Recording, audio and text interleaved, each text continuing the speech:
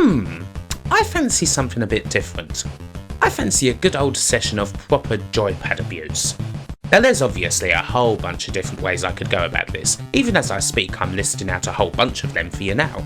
But there's one traditional way of ruining a joypad that game developers and pad manufacturers obviously have always appreciated. The good old button breaking, joystick wanking athletics sports simulator. Buy one, go back to the store a week later with a broken pad, but having fulfilled the dream of a lifetime, the chance to beat all your friends and think for one fleeting millisecond that you were Carl Lewis. Many a joypad has died at the throne of these games, whether it's through the buttons giving up the ghost thanks to excessive tapping, or through a poor joystick dying after being subjected to the sort of X-rated wraggling that would make a hormonal teenager stumbling across his dad's old razzle stack blush, or just through not working because you were the sort of arsehole who'd interfere with another player's joystick while playing the game and your former friends decided to rather forcefully call you out on it. Tapping games are simplistic as all hell and, well, they're just bloody marvellous, aren't they? Now there are a few different things I could have looked at here, I guess. Obviously the big daddy of the whole genre is that arcade classic Track and Field, a game that rode the 1984 Olympics wave to the Arcade Hall of Fame. The game's sequel, Hypersports, isn't all that bad either and features a whole range of events. I used to love playing both of these in the arcade.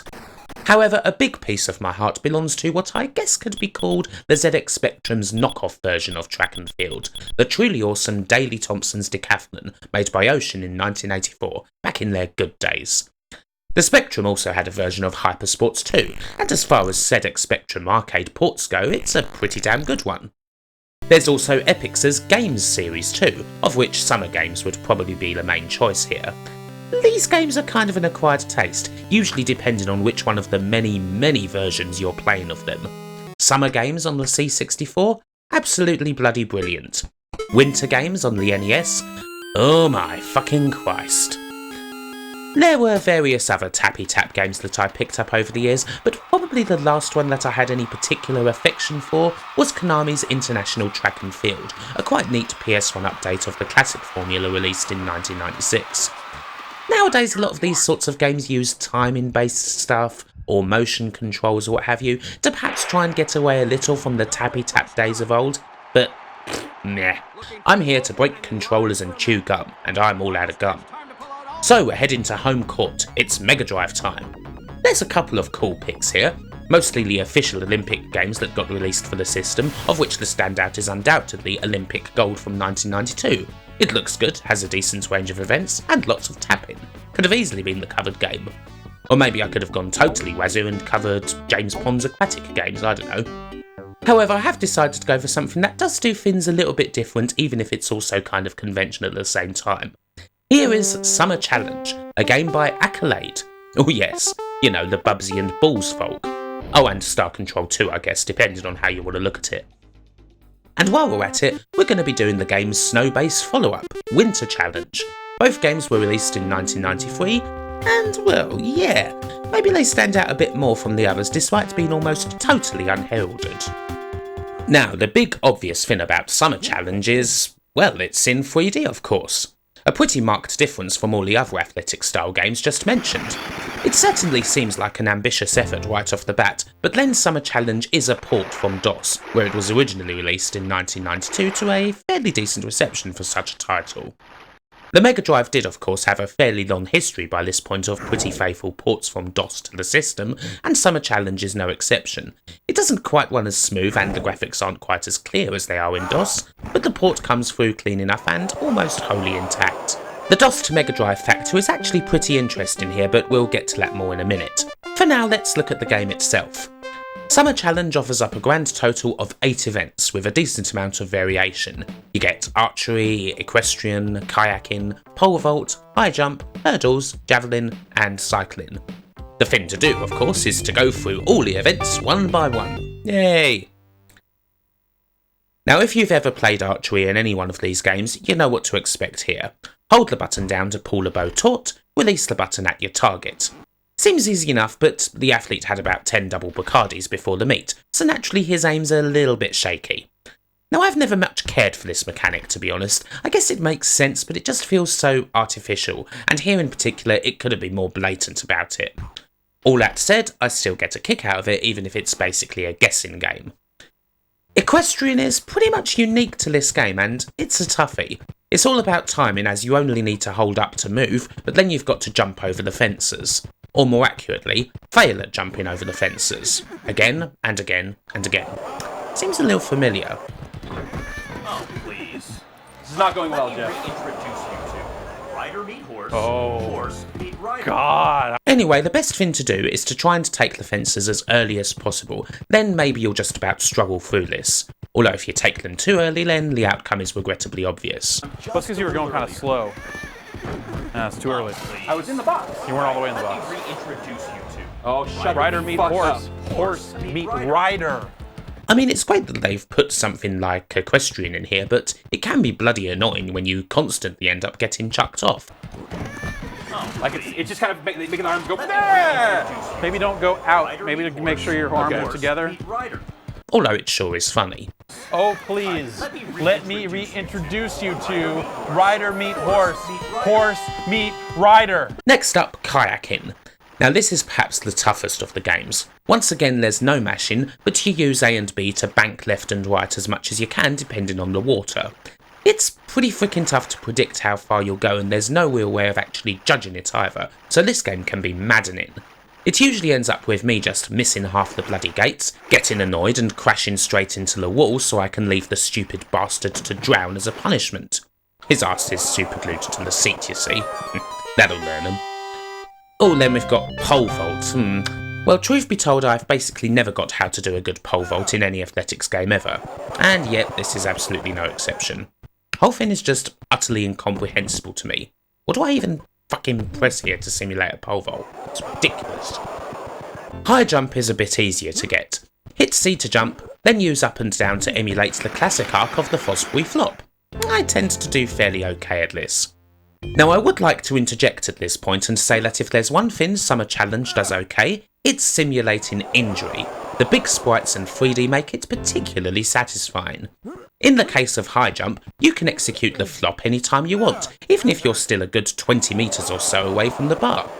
The more vindictive, petty and vicious-minded among us might use this as an excuse to have this poor athlete execute the flop with nothing to land on except solid concrete so that he smashes every bone in his spine as represented by his plaintive cry of "That hurt."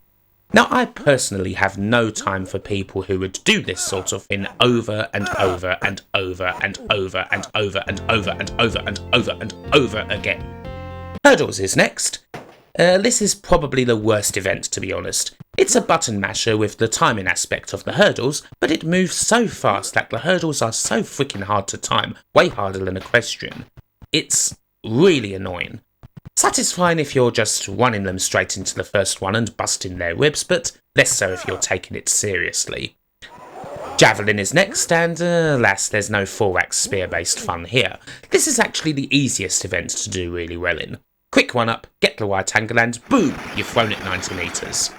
Cycling's quite easy too. The most pure button mashing event here, with the added touch of going high on the bends and low on the straights, living out that lycra-clad Circus Hoy fantasy. Or going too far up or down, falling off and breaking your curly-whirly. And that's all the events.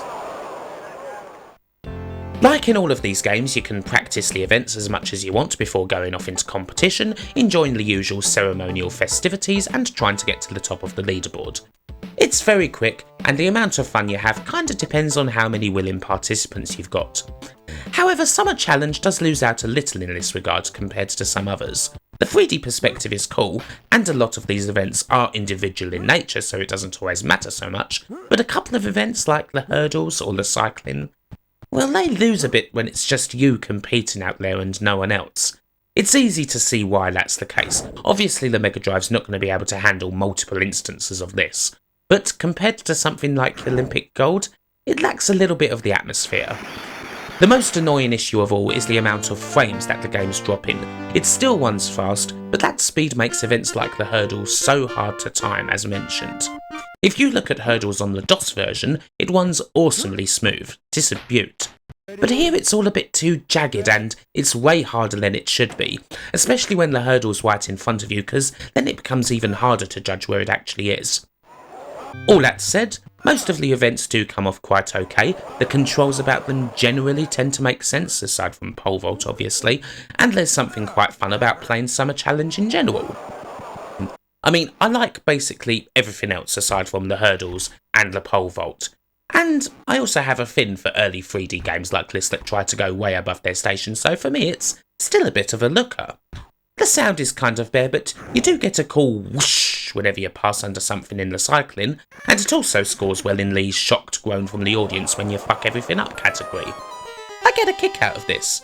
It's a cool game, it's a quite underrated game, and for the purposes of what I want in this video today, just a simple little button mashing athletics job, does a pretty damn nice shake of that. Still, I mentioned there were some more interesting things about this one, and here it is. As mentioned, this is a port from DOS, Accolade porting their own game over to the Mega Drive. Now first off, it was actually an unofficial port from DOS. The Mega Drive didn't have a huge amount of unlicensed games, particularly when compared to the NES and the like, but at first, this was one of them. Now, if you know your Sega history, you might know that early Electronic Arts titles on the system, the likes of Zany Golf and what have you, were basically a proof of concept showing just how easy it was to port games from DOS to the Mega Drive. EA did it at first almost totally under Sega's noses, bypassing all their security systems and what have you, through various shady means. When Sega found out, it was already too late, and they basically held their hands up and said, fair play, letting EA become one of the system's top developers. The alternative naturally being that they would have sold all their secrets to everyone and the MD would have had unlicensed games out the arse. Accolade were talented PC developers in their own right, and they didn't much care for Sega's rules for third-party developers that kind of took hold some time after this whole EA thing. They didn't want to pay through the nose for cartridge costs, or have Sega be the exclusive publisher of their games. So they went through the back door, figuring out how to bypass the console security lockouts and later the TMSS system. So this wasn't just true of Summer Challenge, virtually all the games that Accolade released for the Mega Drive in the system's first 4 years were unlicensed, including Ishido Way of the Stones, Hardball, Star Control, and Turrican. Naturally this wouldn't do, and so Sega took Accolade to court over the whole thing, protesting about their reverse engineering and what have you, with Accolade citing fair use of the TMSS system which they used to put directly into their cartridges. Sega won the first case, meaning that Accolade were required to recall all of these games. However, they would appeal a few months later, and ultimately the injunction was overturned, on the grounds that Sega's TMSS code that Accolade were copying into the cartridges made up around 25 bytes of a cart, compared to the 1 million or so bytes that constituted what Acclaim put into them, which was of course all original content. This, as well as the mysterious and somewhat misleading nature of the TMSS in its own right, led the appeals court to deem that Acclaim's usage of the TMSS constituted fair use, and ultimately the whole thing was settled, although Accolade did lose quite a bit of money over the whole thing. Still, they did eventually become a legitimate publisher for the system in their own right, which freed them up to make games like Balls, Buckley Shut Up and Jam, and Bubsy the Bobcat.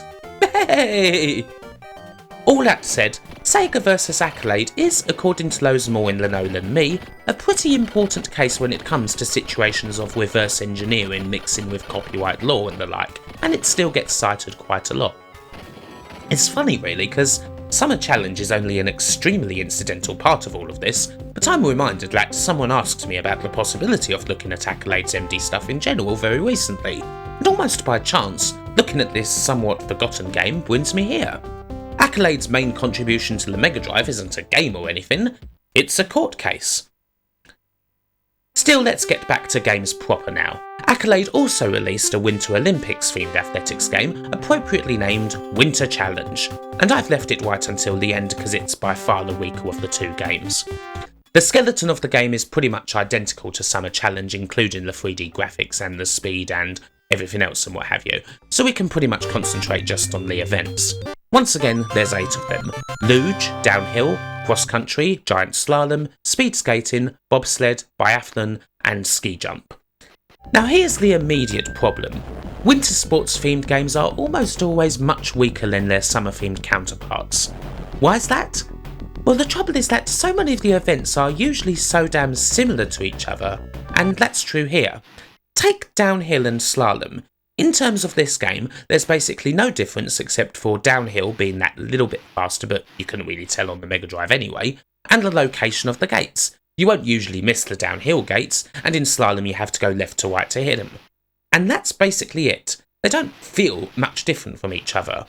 It gets a lot worse with other events. I honestly couldn't tell you what the difference is between the luge and the bobsled. Now obviously that's not true of the real life discipline, but here? They're virtually identical in terms of how they play. It makes at least one of them just feel like total filler. The same also applies to cross-country and biathlon.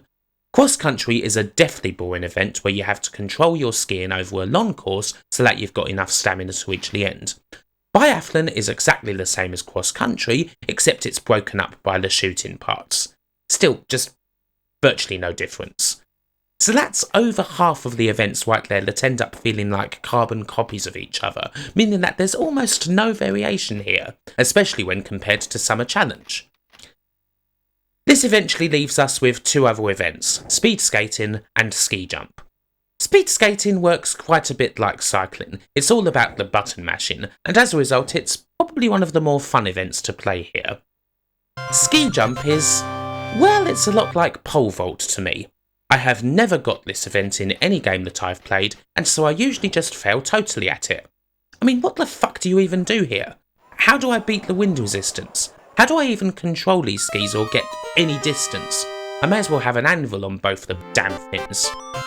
Ugh. Still, ski jump is usually a lot more fun than pole vault for me because of the opportunities it gives me to have a spectacular virtual accident breaking every bone in my poor athlete's neck.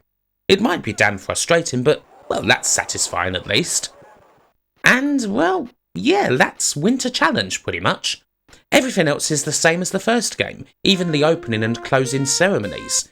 Which is kind of odd because, well, why the fuck would you host the ceremony for the Winter Olympics in a track and bloody field stadium? Oh, I ask you, I mean, where's the effort? Not here, to be honest. Winter Challenge is pretty weak. It suffers in the main from a completely uninspired choice of events. I mean, something like figure skating could have worked maybe? Or moguls? Who knows, maybe even a bit of curling. Okay, maybe that would have been too long and hard to emulate, but still, there are plenty of choices out there, but in this instance, Accolade just went for all the thoroughly lazy ones, and the result is a poor game that you can basically just add to the rest of your poor Winter Olympics themed games collection, which consists of, well, near enough all of them. And that's about it. Not bad for two games that don't even have a Wikipedia entry. I've satisfied my urge to abuse my controller. We've not only hit these two games, but done a bit of a roundup on button mashing games in general, and we've even took a trip into the courtroom for a spot of gaming and tech law history.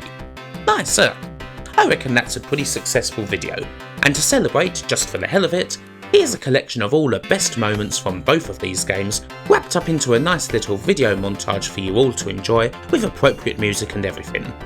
But for now, I'll leave the job of signing off this glorious athletic-themed video to my good friend and yours, Ortis Steely. We've seen some action this morning as well. Jessica Ennis, good night.